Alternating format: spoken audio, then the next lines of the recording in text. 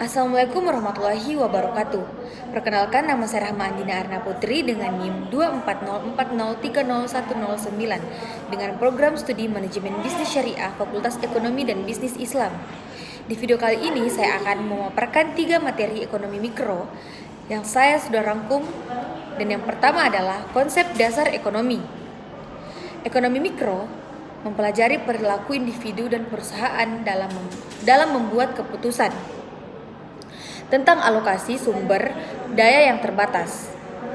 Yang pertama ada keterbatasan, di mana kondisi sumber daya terbatas sementara kebutuhan manusia lebih terbatas. Yang kedua ada keinginan dan kebutuhan. Kebutuhan adalah hal pokok yang harus dipenuhi untuk hidup, sedangkan keinginan adalah tambahan yang diinginkan untuk kenyamanan, tapi bukan keharusan. Yang ketiga, biaya peluang, nilai dari pilihan terbaik yang dikorbankan saat memilih alternatif lain.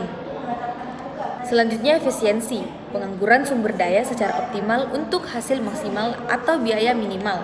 Selanjutnya, materi kedua yaitu produksi. Teori produksi adalah cabang ilmu ekonomi yang mempelajari bagaimana suatu perusahaan mengubah input atau faktor produksi menjadi output barang atau jasa secara efisien. Poin utama teori produksi adalah input dan output. Input, sumber daya seperti tenaga kerja, modal, atau bahan baku.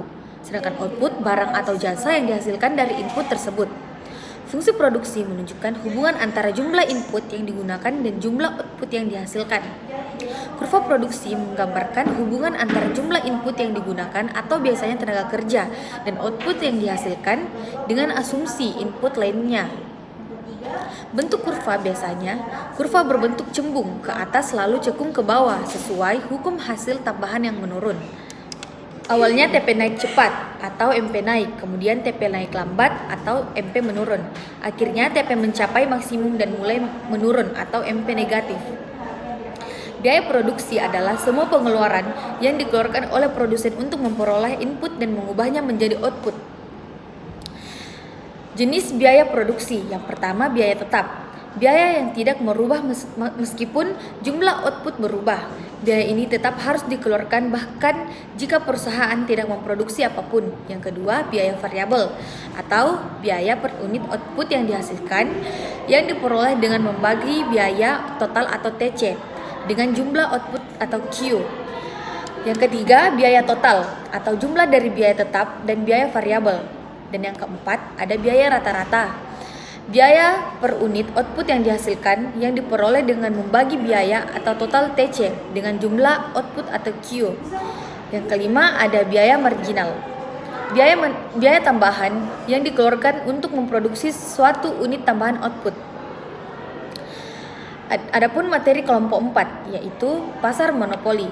Apa definisi pasar monopoli? Pasar monopoli adalah suatu bentuk pasar di mana hanya terdapat satu penjual atau produsen yang menguasai seluruh penawaran suatu barang atau jasa tanpa adanya pesaing langsung.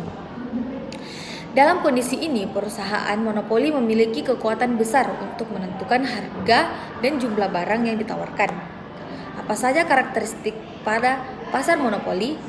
Karakteristik utama pasar monopoli meliputi satu penjual, hanya satu produsen atau penjual di pasar. Tidak ada barang pengganti yang dekat.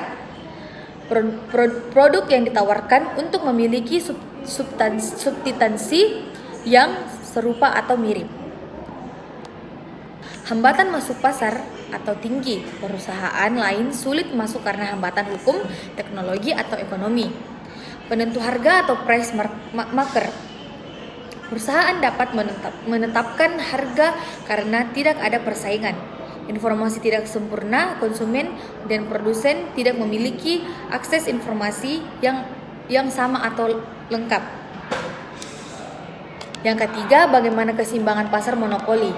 Keseimbangan pasar monopoli terjadi saat perusahaan menentukan tingkat output dan harga yang dimaksimalkan. Laba ini tercapai ketika MR atau marginal revenue, MC atau marginal cost, perusahaan memproduksi hingga pendapatan marginal atau tambahan pendapatan dari satu unit produk. Sama dengan biaya marginal tambahan biaya memproduksi satu unit produk. Harga ditentukan dari kurva permintaan pada titik output tersebut.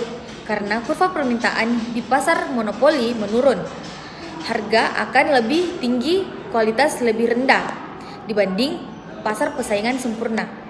Ekonomi mikro dan monopoli.